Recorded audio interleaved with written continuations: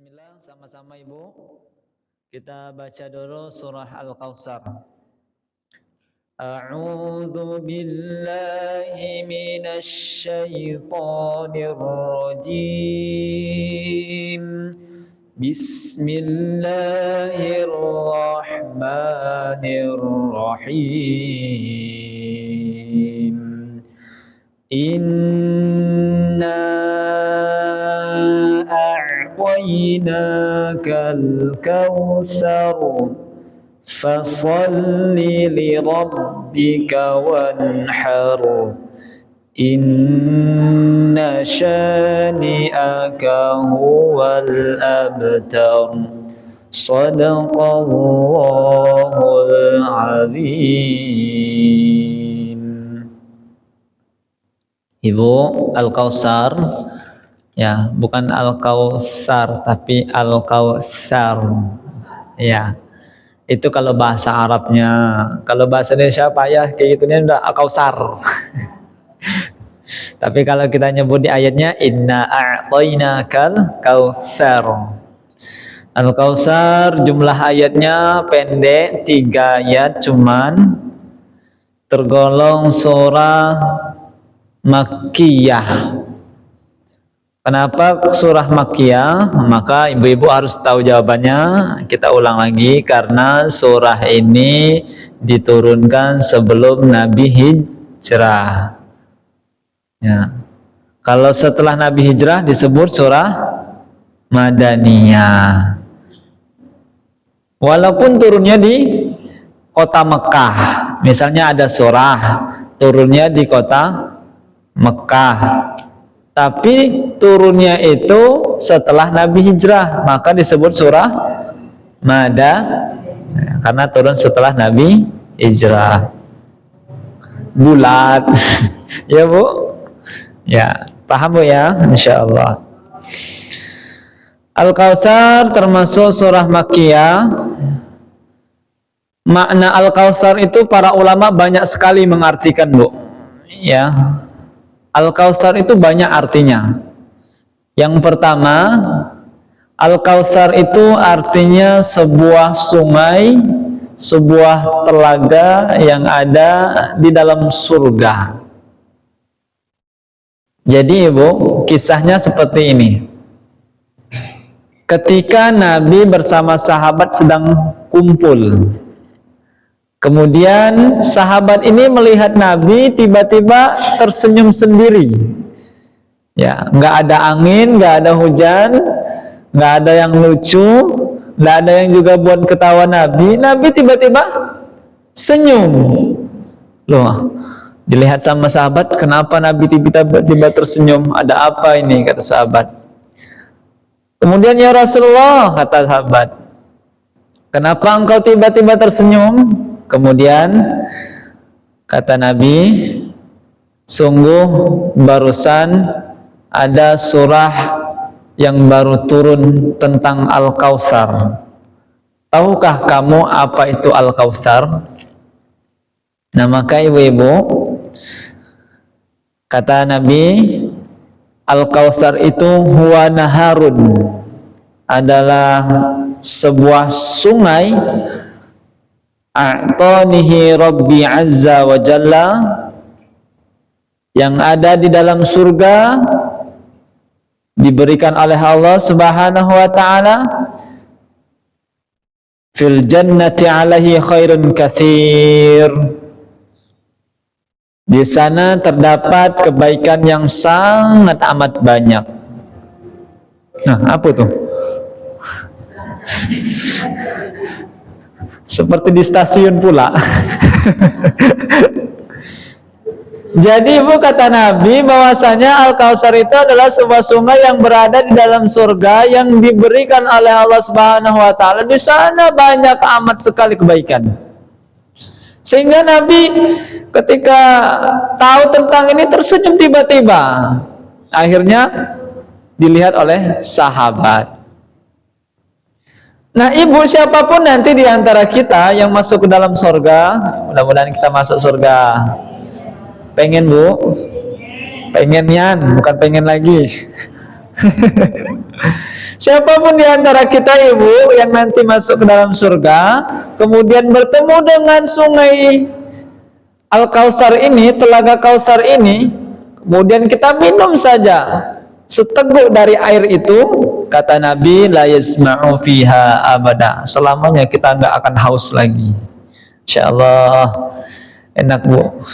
Saya baru dapat kabar seperti ini, pengen cepet-cepet masuk surga. Jangan sekarang pula bu, ibu doain pula. Terlalu muda bu ya. Insyaallah itu yang pertama, Al-Kautsar bermakna telaga yang berada di dalam surga. Kemudian yang kedua ibu, Al-Kautsar itu artinya keturunan Nabi atau anak-anak Nabi Muhammad sallallahu alaihi wasallam. Yang pertama, yang kedua. Kemudian juga ada yang ketiga. Jadi yang ketiga ini mungkin langsung saya simpulkan dari keseluruhannya. Kan banyak ini nikmatnya, banyak ini maknanya bu. Langsung saja kita ringkas menjadi makna yang ketiga. Al-Kautsar itu berasal dari kata kasuro. Kasuro itu artinya nikmat yang banyak, ya, nikmat yang banyak. Tapi kalau nikmat itu banyak sekali, berubah namanya Al-Kautsar. Misalnya ibu, ada minuman air apa nih? Tidak usah sebut merek ya, nanti dikira promosi. Misalnya ada air putih banyak, satu macam, ini namanya kasuro. Tapi kalau sudah berubah, airnya bukan hanya air putih saja, ada air jeruk, ada air mangga, ada jus ini, jus itu namanya Al-Kautsar. Sama minuman, tapi minumnya berbagai macam, banyak sekali minumannya. Kalau satu minuman ini air putih saja namanya kasuro, banyak air putih. Tapi kalau sudah air putih, air teh, air kopi, air susu, banyak semua air, itu disebut Al-Kautsar. Begitu juga ibu, kalau kasuro artinya nikmat yang banyak, berubah menjadi nikmat yang sangat amat banyak, tidak terputus-putus, namanya Al-Kautsar. Ini ibu, ya, kenikmatan yang diterima sama Nabi Muhammad SAW itu banyak. Keturunan Nabi yang soleh, kemudian Nabi dijamin masuk surga, kemudian apalagi Nabi dibersihkan dirinya dari dosa-dosa, itu merupakan nikmat. Banyak sekali nikmat yang Allah berikan kepada Nabi Muhammad SAW. Kebanyakan di antara kita ibu mengartikan surah ini, surah Al-Kautsar itu sedang berbicara tentang nikmat yang sangat amat banyak. Nah, kita coba melihat apa sih pesan yang bisa kita ambil dari surah Al-Kautsar yang sangat pendek ini. Saya mau cerita ibu, turunnya surah ini sebagai penghibur untuk Nabi. Ibu, surah ini turun untuk menghibur Nabi, disebut tasliyah. Tasliyah itu surat penghibur. Kenapa surat ini menjadi surat penghibur untuk Nabi? Karena pada saat itu ibu, Nabi sedang berada dalam kondisi yang sangat sedih. Ibu pernah sedih bu? Pernah galau? Bahasa kita anak muda itu galau. Kalau bahasa saya yang masih muda galau. Kalau bahasa nenek-nenek itu ya sedih lah. Nenek-nenek, oma-oma ya taunya sedih. Kalau anak-anak zaman sekarang taunya galau. Bahasa kita, kalau Nabi itu pernah galau, pernah sedih, pernah down nih bu istilahnya. Aduh gimana lagi, rasa hati itu sudah paling sengsara gitu. Kemudian ayat ini turun. Kenapa Nabi sedih? Satu ibu, kita lihat dulu kenapa Nabi sedih, kenapa Nabi galau, kenapa Nabi itu sampai nggak enak hati. Yang pertama, Nabi Muhammad SAW pada saat itu anaknya meninggal dunia. Lebih tepatnya putra Nabi Muhammad semuanya meninggal dunia. Putra Nabi apa? Anak Nabi ada berapa, Bu? Ada 7, 4 perempuan, 3 laki-laki. 4 perempuan namanya Zainab. Kemudian siapa lagi, Bu? Roqayyah. Perasaan saya sudah saya sampaikan waktu itu. Roqayyah, Ummu Kulsum, Fatimah. Kemudian putra Nabi Qasim, kemudian Abdullah, Ibrahim. Coba tanya anak-anak tuh tahu, Bu. Anak-anak Nabi ada 7 orang. Nah itu gitu, Bu. Kalau anak-anak hafal tuh. 4 perempuan, 3 laki-laki. 3 laki-laki ini semuanya meninggal dunia, Ibu. Siapa coba yang gak sedih, Ibu? Anak yang baru mulai merangkak, mau mulai belajar berjalan, sudah meninggal dunia. Lagi senang-senangnya Nabi Muhammad SAW melihat anaknya aktif, mau lari sana, mau lari sini, belajar melangkah. Ternyata anak itu meninggal dunia. Belum sampai dewasa, belum sampai remaja, Ibu. Masih kecil, masih bayi. Balita bahasa. Bayi di bawah 5 tahun sudah meninggal dunia. Sedih betul Nabi Muhammad SAW. Bahkan, Ibu, ketika anaknya ini sudah dikubur, kuburannya belum saja kering tanahnya, Bu, belum kering tanahnya, Nabi Muhammad dibuat lebih sedih lagi. Kenapa? Karena bibinya. Tahu bibinya, Bu? Bibinya nih Ummu Jamil. Siapa Ummu Jamil, masih ingat, Bu? Istri Pak Jamil. Istri Pak Jamil. Istri Abu Lahab. Di surah Al-Lahab sudah kita bahas kan. Ummu Jamil ini kan bibinya sendiri ya, Bu. Abu Lahab itu kan pamannya Nabi. Sama tuh Abu Lahab. Kemudian Abu Jahal. Kemudian siapa? Petinggi-petinggi Quraisy, kafir Quraisy maksudnya, mengejek Nabi Muhammad SAW, terutama bibinya sendiri.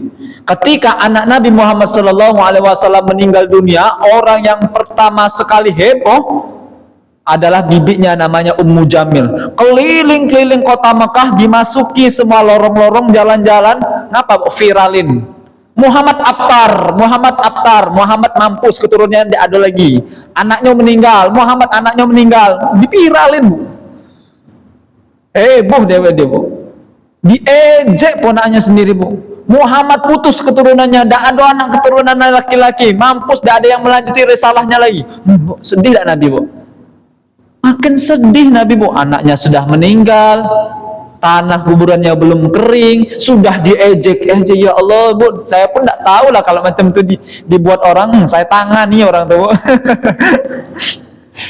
Misalnya kan mama saya meninggal kan gitu, kuburan mak saya tanahnya belum kering, ada pula yang ngejek-ngejek mama saya datangi, Bu. Pertama saya lempar pakai bunga, kedua saya lempar pula pakai senyuman, ketiga lempar lagi pakai bunga, masih juga yang keempat saya lempar pakai pot-potnya juga.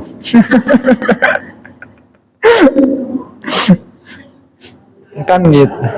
Enggak, kita tidak boleh balas dendam ya, Bu. Tidak boleh balas dendam.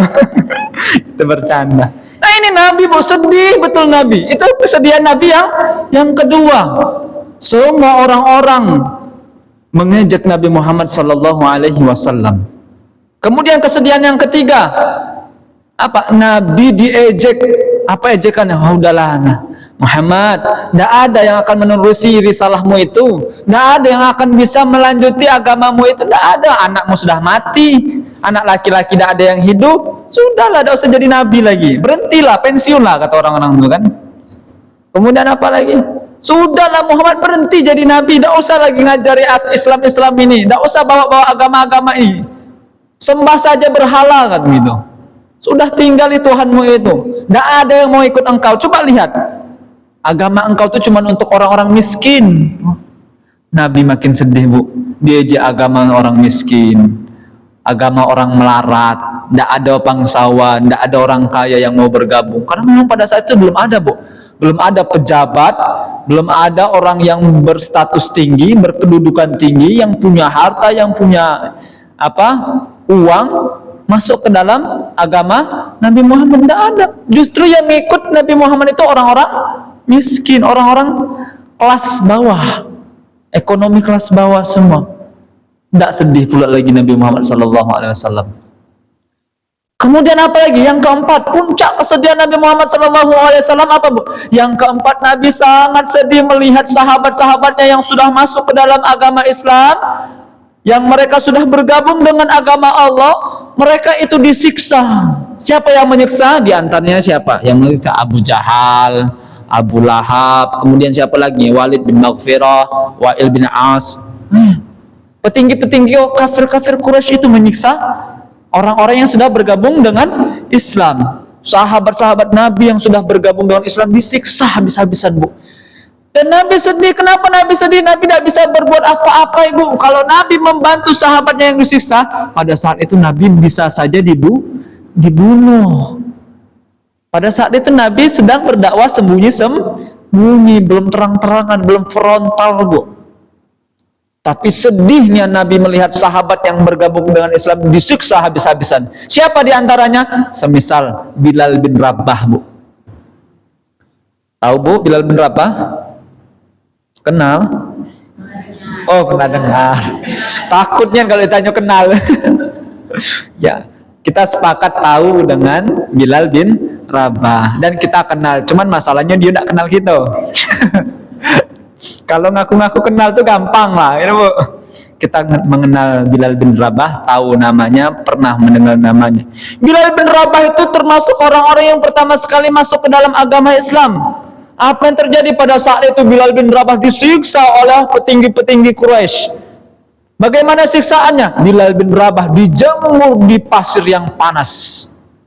Dibuka bajunya, pakai celana yang sangat pendek, kemudian ditarik tangannya, ditarik kakinya. Di atas matahari yang terik, ini pasir panas betul, Bu. Selesaikah? Enggak. Ternyata Pak, Bilal lebih parah lagi siksaannya ketika Bilal diangkat batu yang sangat besar ditindih ke atas dadanya. Kata orang-orang petinggi Quraisy ini, Abu Lahab, Abu Jahal dan lain sebagainya, keluar enggak dari Islam? Keluar enggak dari Islam? Berhenti ngikuti Muhammad, berhenti ngikuti Muhammad. Sembah berhala. Kata Bilal apa? Ahadun. Allah Maha Esa. Luar biasa. Terus disiksa, Bu. Untung Allah Maha Pengasih dan Penyayang. Diberikanlah pertolongan kepada Bilal, pun bisa selamat. Dibebaskan. Oleh siapa? Oleh sahabat Nabi yang lain. Siapa lagi, Bu? Ini misal yang disiksa pada saat itu yang membuat Nabi Muhammad SAW sedih, namanya Sumayyah. Sumayyah itu, Ibu, adalah orang yang pertama kali syahid. Kalau ditanya, siapa orang yang pertama sekali syahid, laki-laki atau perempuan? Bukan laki-laki. Siapa? Perempuan. Itu menunjukkan bahwasanya perempuan ini tidak lemah. Ya, Bu? Perempuan ini kuat, tidak lemah perempuan ini.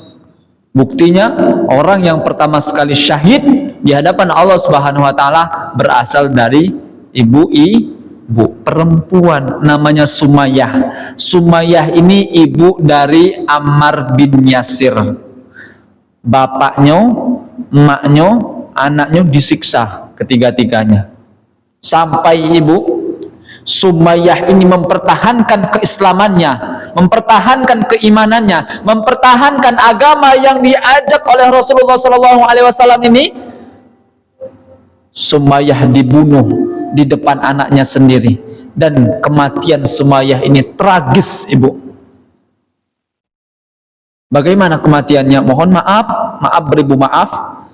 Ini tombak yang tajam, panjang, tajam, kemudian ditusuklah, mohon maaf beribu maaf, dari kemaluan Sumayyah itu tembus sampai ke kepala. Itu di hadapan anaknya sendiri, namanya Yasir. Ammar bin Yasir, bapaknya Yasir. Ammar melihat emaknya Sumayyah disiksa seperti itu, mati dalam keadaan seperti itu. Apa dak sedihnya, Nabi Muhammad pun mendengar itu juga, kabarnya juga sedih luar biasa. Ya Allah, lengkap kesedihan Nabi Muhammad pada saat itu, Bu. Akhirnya apa? Akhirnya turunlah surat ini, surah Al-Kautsar, menjadi penghibur untuk Nabi, namanya tasliyah. Nabi sedang berada dalam kesedihan yang full, yang lengkap. Nah, maka ini pelajaran untuk kita, Ibu. Kalau kita sedang sedih, ya, jadi ini sama. Kalau Allah turunkan untuk Nabi, berarti untuk kita juga. Kalau kita sedang bersedih, kalau kita sedang galau, coba kita lihat surah Al-Kautsar ini. Karena surah Al-Kautsar ini pesannya powerful, Bu. Penguat untuk kita, luar biasa. Apa isi dari pesan surah Al-Kautsar ini? Isi dari surah Al-Kautsar ini berpesan tentang cara menghadapi kesedihan yang berlapis-lapis. Kalau kita pernah sedih, galau, lihat sini, di Al-Kautsar solusinya, Bu. Di Al-Kautsar solusinya. Nggak usah repot-repot. Ini solusinya. Cara menghadapi kesedihan yang berat, masalah yang berat, solusinya ada di surah Al-Kautsar.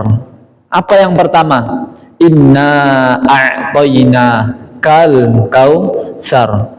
Kata Allah pada Nabi Muhammad, wahai Muhammad, sungguh aku telah memberikan kepadamu nikmat yang sangat amat banyak. Jangan lagi bersedih, jangan lagi galau, Nabi Muhammad. Ingat nikmatku yang sudah berikan kepadamu itu sangat banyak. Jangan karena hal ini engkau bersedih berkelanjutan dan terus-terusan, jangan. Begitu pula kita, Bu, kalau kita bersedih, berarti apa pesannya? Jangan berlarut-larut dalam kesedihan, tapi ingatlah nikmat-nikmat Allah yang sangat amat banyak.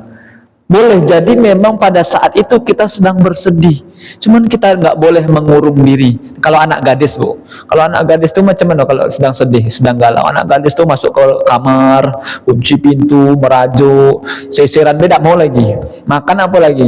Tok tok tok, nak makan dulu. Nggak mau makan. Anak gadis sudah, Bu. Kalau apa? Kalau ibu-ibu macam mana, Bu? Pokoknya kalau ibu-ibu lagi sedih, pokoknya apa, Bu, yang terjadi? Anak jadi sasaran, suami jadi sasaran, gitu. Banting pintu pula. Bisa jadi suami dan anak-anak ibu, tuh, mereka makan di luar terus untuk 5 hari ke depan. Ibu-ibu udah masak. Jangan seperti itu, Bu. Kalau kita sedih, ingat nikmat Allah yang lain itu sudah banyak. Ingat, Bu, nikmat yang lain. Jangan tenggelam dalam kesedihan. Nikmat Allah sangat banyak, Ibu.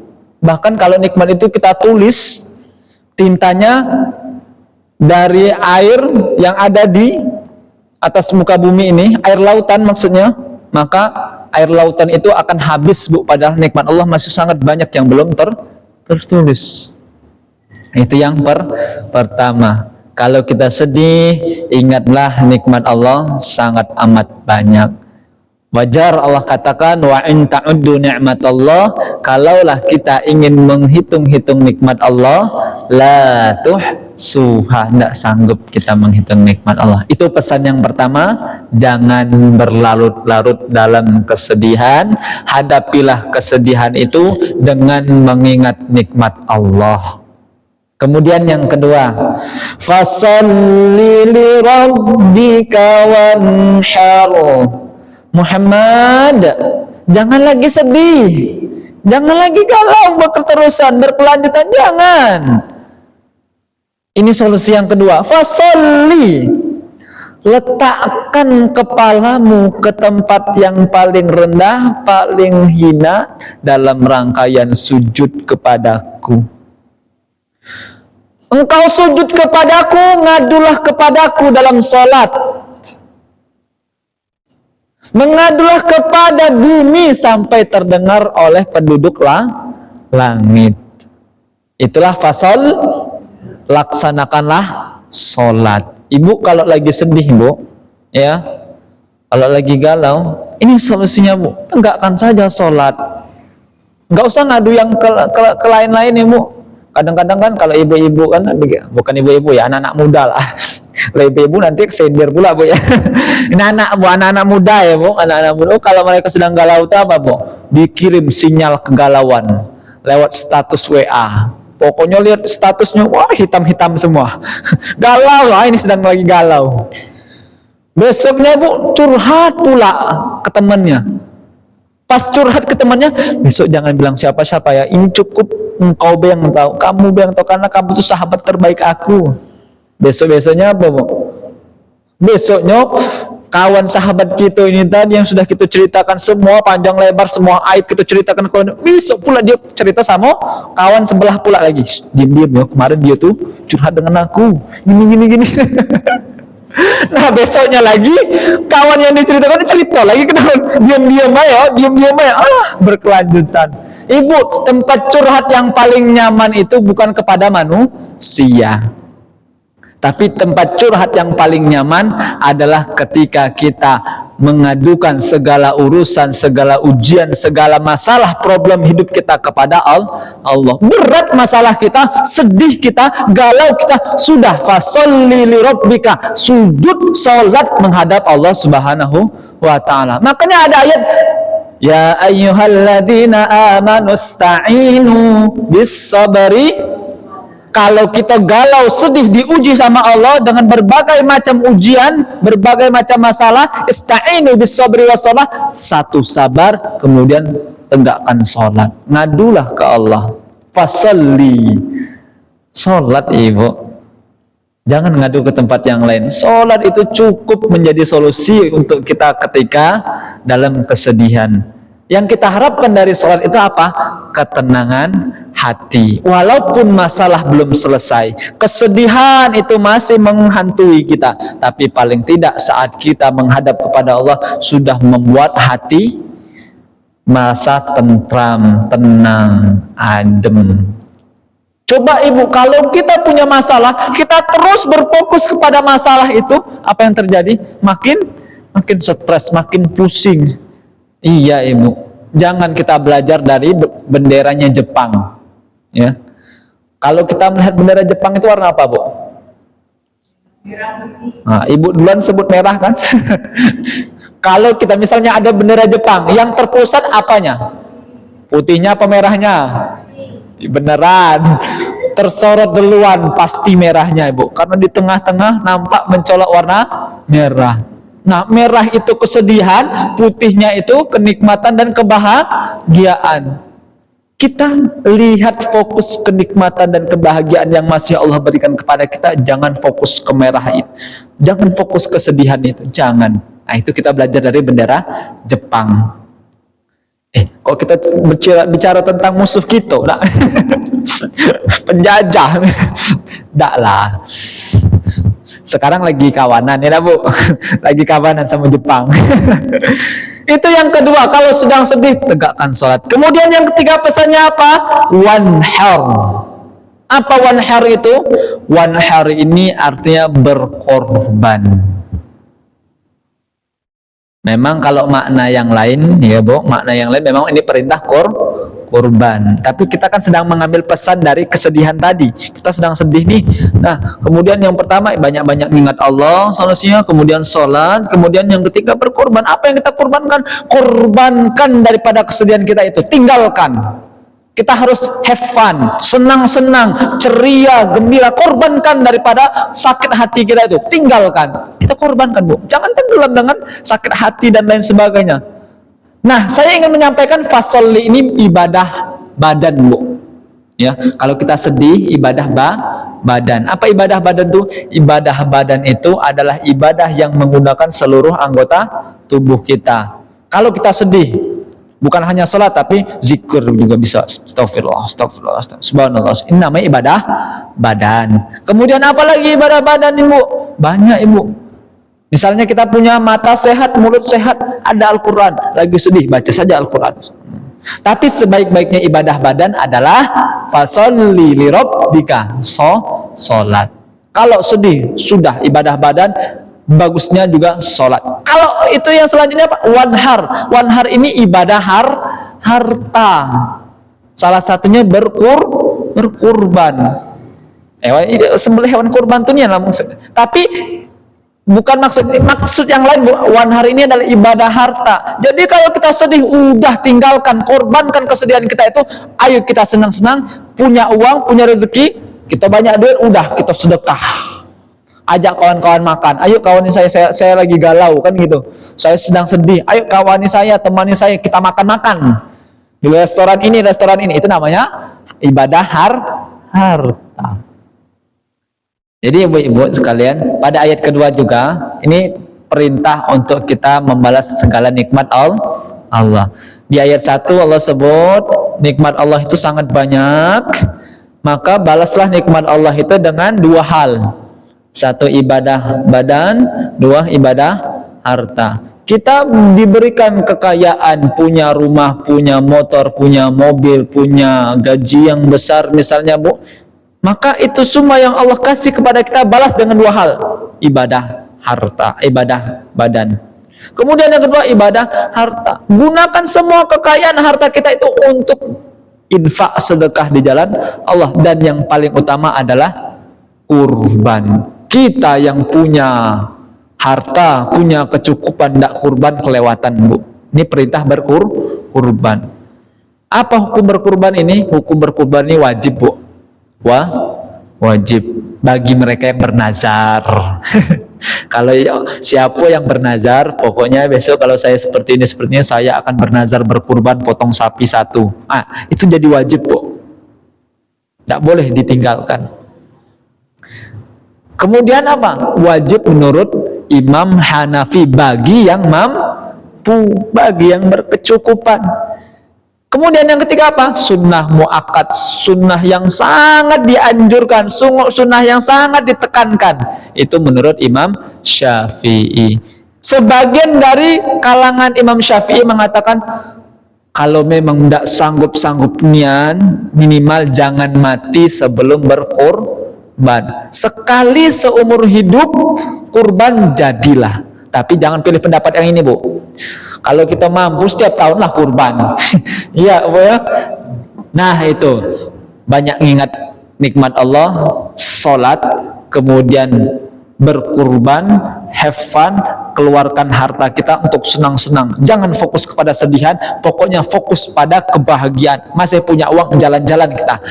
Refreshing, keluar kota kah, pergi kah, keluar negeri kah, bisa jadi kan, Bu. Mumpung masih ada duit.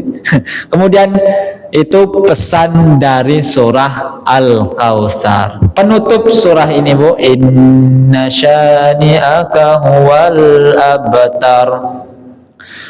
Ayat yang ketiga ini penegasan dari Allah. Ya, sungguh inna syani'aka, orang-orang yang membencimu wahai Muhammad, huwal abtar, ialah mereka yang terputus dari rahmatku, kata Allah. Mereka yang mengejekmu Muhammad, merekalah yang terputus.